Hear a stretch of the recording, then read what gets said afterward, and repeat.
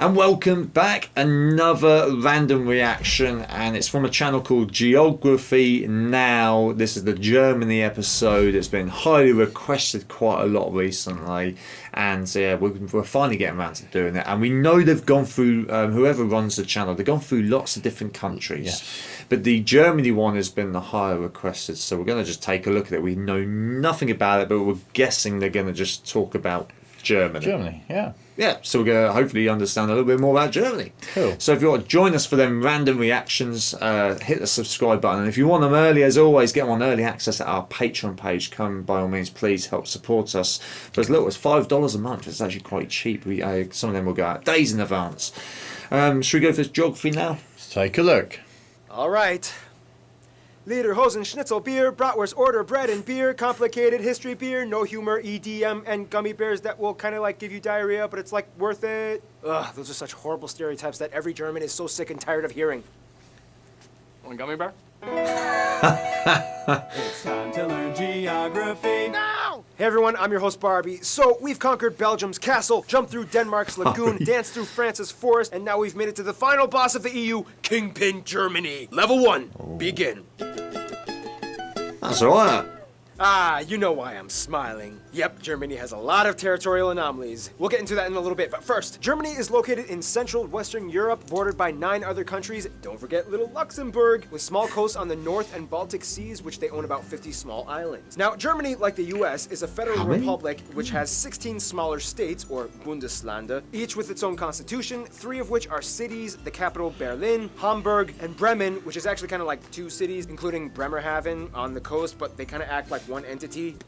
Fun side note, Lower Saxony is actually geographically situated further north than regular Saxony. Now let's jump into the fun stuff. Now we already discussed the Jungholz Quadrupoint and the Vennbahn railway enclaves with Belgium and Austria. However, there's a few more. The entire town of Bussingen am Hochrhein is surrounded by Switzerland, whereas part of the Konstanz is cut off by the Rhine River and surrounded by Switzerland. However, immediately across the river, a small patch of empty land on the German side actually belongs to Switzerland. Finally, they split the island of Usedom with Poland in the north. Germany is interesting because every state in the country has its own distinct culture, dialect, history, food, traditions. I mean, Bavarians will be quite drastically different from Schleswig-Holsteiners. Mecklenburg-Vorpommern will be different from Saarland. This all has to do with ancient and recent history. Basically, in the quickest way I can summarize this, Germanic tribes, Roman wars, Charlemagne, 3 kingdoms, this guy marries an Italian, creating a whole new mess called the Holy Roman Empire, made up of 300 smaller separate kingdoms, states, and dukedoms, which had nothing to do with Romans. Teutonic Knights, Brandenburgs became Prussia, Habsburgs became Austrians, Lithuanians and Poles made their own thing. How are you keeping up this, Kev? Joined the Austrians, wars, battles, Napoleon comes over and messes everything up, and finally, German nationalism surges, and in 1871, Otto von Bismarck creates the first proto-German unified state. And then they're all like, oh dang, we came late to this game. We gotta scramble for some German Empire. That's how all of these countries at one point spoke German. Oh, and also keep in mind, like 300 years before this, a German banking company obtained colonial rights to Venezuela for like 20 years. They were looking for the lost city of El Dorado. So technically, you can kind of say Germans colonized the Americas, but it wasn't like a nationalized conquest thing. Fast forward even more, and then you get World War I, the monarchy ends, Treaty of Versailles, they lose land, Nazis come in, World War II, Germany splits in 2 for about 40 years, and then finally, we get the Germany we have today. East Germany, consisting of these states, is today still quite different from the rest of Germany as it was first occupied and influenced by the Soviet Union. They are generally not as well off economically as the rest of the country, as you can still see the blocky Soviet-style buildings spread throughout the regions. In fact, the city of Berlin was split in half, and the west side was actually an enclave of West Germany, only accessible by train and highway. You can even see from a satellite image the divide. East Berlin still uses the yellowish tinted a lot of it probably light bulbs, is. whereas the West still uses fluorescent and mercury arc white tinted light bulbs. Now the funny thing is, although Berlin is the largest city in Germany, the busiest airports are actually Frankfurt, Munich, Dusseldorf, with Berlin Tegel ranking at number 4. Otherwise, some top notable landmarks and spots would be the Brandenburg Gate, the Valhalla, Cologne Cathedral, the Ulminster Church, the tallest in the world, the Berlin Victory Column, and hundreds of castles all over. The most notable one probably being Neuschwanstein, the concept behind Disney's Cinderella Castle. Germany also has over 400 zoos, more than any other country in the world. And of course, everybody knows about the Autobahn, the highway system in which if you see this sign, it means there's no speed limit. And it's like that for a huge portion of the roadway. And no wonder, considering how vast and wide those cultivated countrysides can get.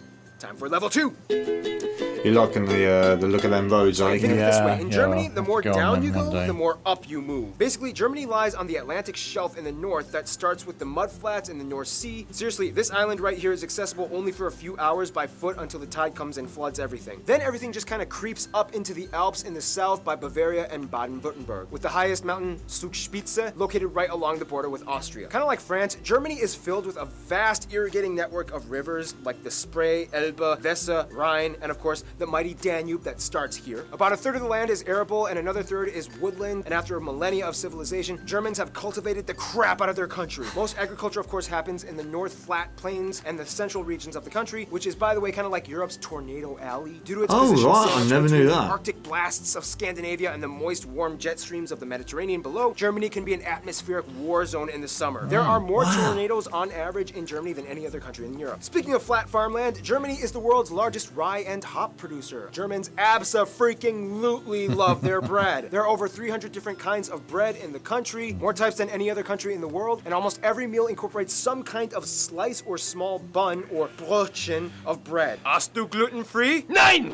Germans are heavy meat eaters, specifically in pork. They basically know every possible way to cook a pig. Over 50 different types of sausage exist alongside schnitzels, rouladen, sauerbraten, Schweinsachse, and at a big party you might find Spanferkel. Beer reigns Not supreme many all vegans over there, as are the there? third largest consumers of beer after the Oh, Czech I know about the Republic, festivals. before President Republic of intoxication, and Austria. Germany is world renowned for their beer, which by the way follows the Reinheitsgebot rule in which they are only allowed to use water, hops, malt, and sometimes yeast. Nonetheless, about 1,300 Alright. breweries exist, pumping out over 5,000 brands. The oldest continuously existing brewery in the world, started by Benedictine monks in 1040 AD, can be found here. Germany takes the environment very seriously and for the past 2 decades has been going on a major green Yes. revolution. As of What today, happens they if have you've the got nothing to do largest all day? installed solar power Brewing capacity, beer. and green infrastructure practices like home installed turbines and solar panels have seen a huge surge in the past 10 years. Forests dominate the southern regions where the landscape gets hillier and mountainous, the most famous one being the Black Forest or the Schwarzwald in Baden-Württemberg. Deer, bears, boar, foxes, badgers, and the national animal, the eagle, can be found thriving in these parts. Nonetheless, economically, Germany is known mostly for their exceptional engineering and industry production. Companies we've all heard of like Volkswagen, BMW, Mercedes-Benz, Porsche, Audi, Telecom, Nivea, DHL, You could go Bosch, through them all. Adidas, Puma, Adidas, Puma. Yeah, it's kind of like the whole biscoito bolacha thing from Brazil. Remember? Well, we have mudflats, tornadoes, pork, beer, mountains. All that's missing is people. Level 3.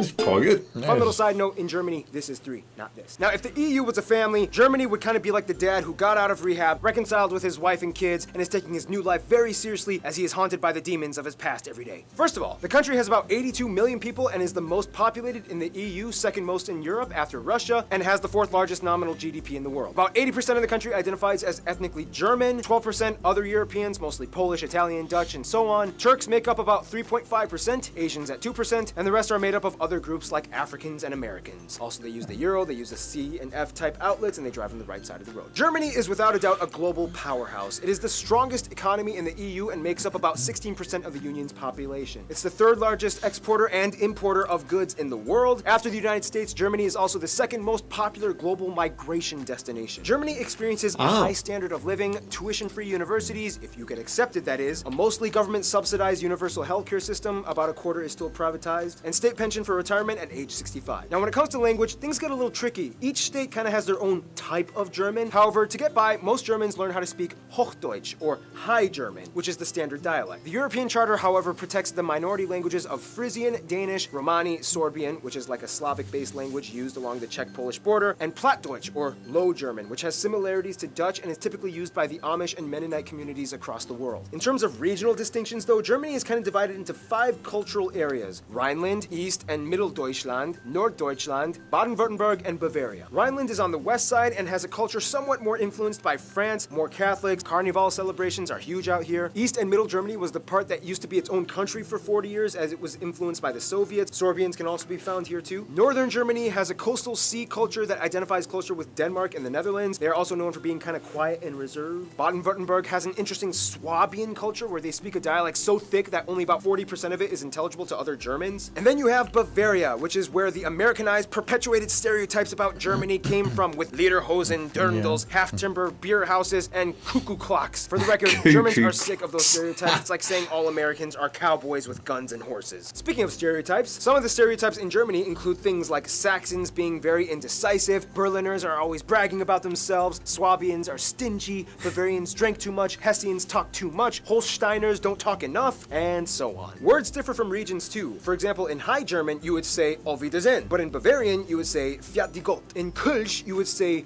Tschüss, and in Rhineland, you might say Ayus. And there's so many compound words to get really long and complicated, like Dienstleister, Etikettierungsüberwachungsaufgaben, Übertragungsgesetz.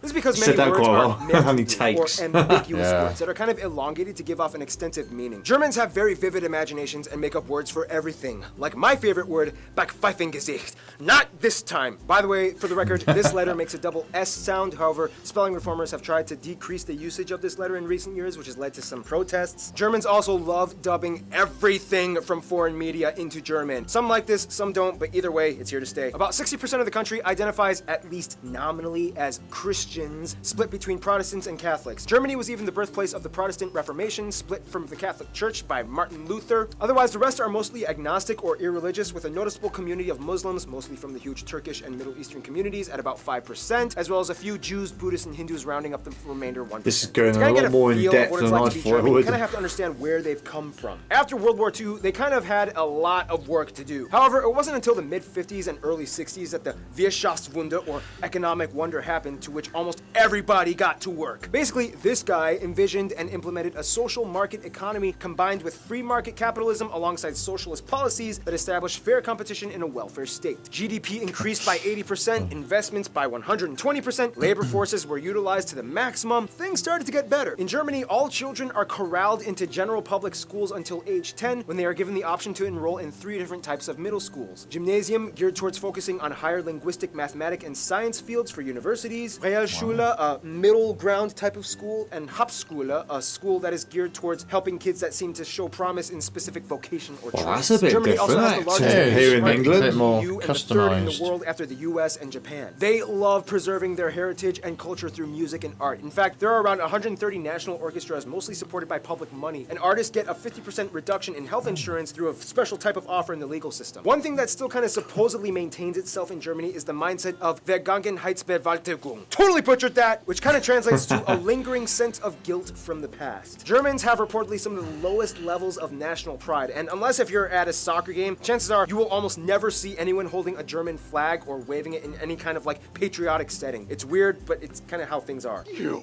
monster. They've made great strides to move on from the past. Nazi flags and Mein Kampf are incredibly illegal items to own in Germany, and they even have a rule, the Volksverhetzung, Yes, which I basically knew that. says you cannot talk trash by denying the past atrocities. Some people say this infringes on free speech, others say it's good because it solidifies truth. Otherwise, some notable Germans throughout history include Charlemagne, although he was a Frank, but I guess it kind of counts. Albrecht, Dürer, David Friedrich, Gutenberg, Bach, Beethoven, Karl Benz, Albert Einstein, although Americans would like to claim that he moved to the US and became an American, Johannes Kepler, Johann Wolfgang von Goethe, Friedrich Schiller, Michael Schumacher, Alex von Humboldt, and of course Karl Marx and Friedrich Engels co-founded Marxism. But one thing Germans do best would have to be diplomacy. To this day, the German passport holds the most visa-free nations out of any other country in the world, just beating Sweden. Therefore, you can kind of conclude that Germany kind of knows how to relate to people. Let's find out how in the final round, level 4. Level 4. Get any better? Germany knows how to make friends. They have over 220 diplomatic missions abroad and over 350 honorary consuls, and have an incredibly high position of authority in the EU. Their closest African friend would probably be Namibia. As a former German colony way back in the 19th century, Namibia held on relations, and to this day, German is still a recognized language in Namibia. Germans have been supporting and sharing ties both economically and ideologically for over a century. India and South Korea are really close friends in Asia. India supported both East and West Germany during the Cold War, and after reunification, they were like, woohoo! Even better! And Germany is to South Korea what Japan is to France. They love to piggyback off of each other's ideas and cultures, especially in the automotive industry. Many South Koreans were sent to Germany after the Korean War to work abroad and study, and Germans have been growing in fascination with visiting South Korea. The US is probably the closest ally outside of the EU. About 30% of Americans claim German heritage, and after World War II, the Marshall Plan allowed the US to give post-war aid to Germany, which helped kickstart the economic recovery. Germany was a key figure in the formation of the State of Israel after World World War II, which after the Holocaust left an obligation to invest in the building up of a Jewish community. Turkey is probably the closest Middle Eastern ally, as the Turks make up the largest Asian demographic in Germany, although many of them may or may not also identify as Kurds. But since Kurds don't have a state of their own, they usually go under Turkish passports when immigrating and are documented as such. Their best friends, however, would probably be literally all their neighbors. The thing is, Germany is kind of like Bosnia and Herzegovina, in which by default they kind of get friends based off of the regional alliances. Bavarians get along with Austrians, Baden-Württembergs get along with Switzerland, East Germany has good relations with the Slavic countries, the Rhine states love Belgium, Luxembourg, and France, and the north side loves the Netherlands and Denmark. France, though, is kind of like the trophy wife of Germany, as the two have had an angry start but then eventually fell in love and worked together beautifully. France is like the beautiful, flashy spokesperson for the EU that stands in the spotlight as Germany stands in the background, managing all the money and logistical work. In conclusion, although Germanic peoples have existed for thousands of years, an actual unified German state didn't appear until kind of recently, and the brief time that they've been around, they've kind of gone through some of the most intense, world-revolutionizing historical events possibly imagined. Yet, they've come out working hard and building their way up to become a world superpower. You gotta give it to them. There's something about the Germans. And with that, final boss level complete. Stay tuned. Another African state Germany has ties to, Ghana, is coming up next. Ghana? I gotta say, I don't actually know how many episodes they've got. That was quick. I know that much. That was intense and full of a lot more interesting stuff than I thought that was going to be. I'll tell you what, stunning. Some of the Yes. places there, the castles and that. I didn't know they had half of that. Yeah. Did you? Yeah. Oh, yeah. I mean, I looked on a place for like holidays, and they've got like the top 10 cities in the whole world, the most beautiful cities in the whole world. They're just absolutely stunning because they've got all them different cultures in that small area, aren't they? Well, it's bigger than us, but you know what I mean. It's like they've just got beautiful castles, and they've got them. So forests are just. Yeah, the countryside going out there. The animals they got. I mean, I've heard about all the farming, the agriculture, like I say, the countryside itself. Obviously, the no speed limit roads, and I've heard about that, but I didn't know about the castles and that. And there's a lot of history going there. So we did an episode, a reaction to the history of the entire world, I guess, and that was quick. That's what and that was equally as quick. So it's kind of like one of those I think you're going to need to watch back really a few times, and probably even maybe we should have paused it a few times. But it was going that quick. It was kind of like I've already forgotten about what they were talking about. So I'm kind of like, I don't know. It was like that's mental, wasn't it? I don't know, like I say, there's just so much history going on there that there's no point in us sitting there dissecting it. It was just great to watch, and we can now probably move on to another country. Yeah, let us know what is another great country to look at that the Geography Now channel has chosen. Have they been to England? I don't know. They might not have done. They're still on it. There's still uploads. I mean, Russia. I'd like to know things like Russia and that, and it's just you just get to hear one little part of it. Like you say, Germany is so many parts, isn't it? Which I like to know England, to be honest. If I'm being, there's probably going to be a load of stuff in there I've never heard of. Like, really? Oh, I live there. Oh, yeah, you know that. So yeah, we're going to leave it on there though. But as I mentioned already, whack down in the comments your thoughts, and we'll see you real soon. catch you on the flip side.